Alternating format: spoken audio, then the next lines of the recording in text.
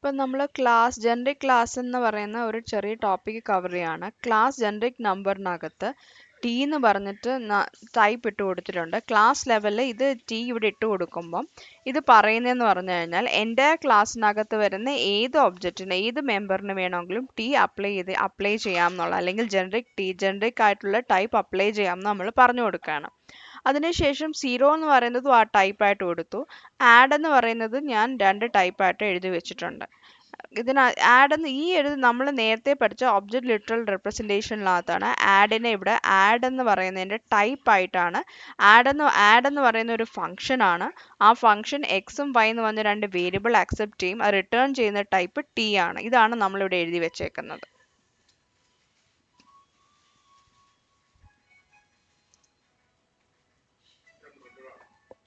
Generic numeric എന്ന് പറയുന്നത് is equal to new generic number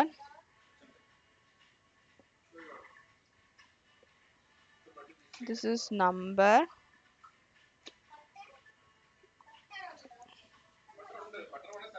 generic number dot zero number equal to 20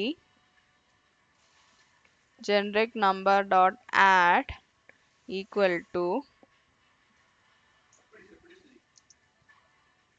function of x comma y which return x plus y.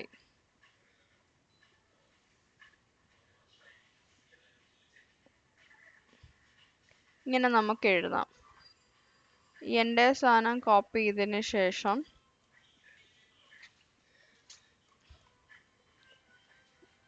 ഇത് string ആയിട്ട് എഴുതാം.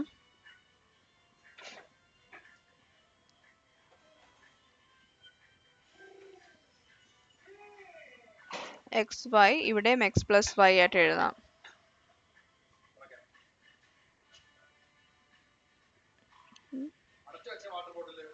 ഇവിടെ GN2 ആണ് വരേണ്ടത്. GN2 എന്ന് പറഞ്ഞ് എഴുതി. അപ്പോൾ നമുക്ക് ഒരു ഇത് ഒരൊറ്റ ഫംഗ്ഷൻ ഡെഫിനിഷനേ ഉള്ളൂ. അതിനകത്ത് നമ്മൾ 2 തവണ ഇത് എന്ത് ചെയ്തു മാറ്റി എഴുതിയിട്ടുണ്ട്.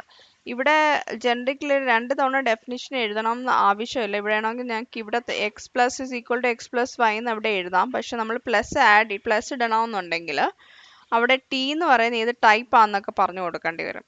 ടീം നമ്പർ ആണെങ്കിൽ എങ്ങനെ എടുക്കണം, ടി സ്ട്രിംഗ് ആയിട്ട് എടുക്കണം, അതിനോട് ഇങ്ങനെ എഴുതിയെന്നുള്ളൂ. അപ്പോൾ ഇതാണ് ജനറിക് ക്ലാസ്സിനെ കുറിച്ചുള്ള എക്സ്പ്ലനേഷൻ.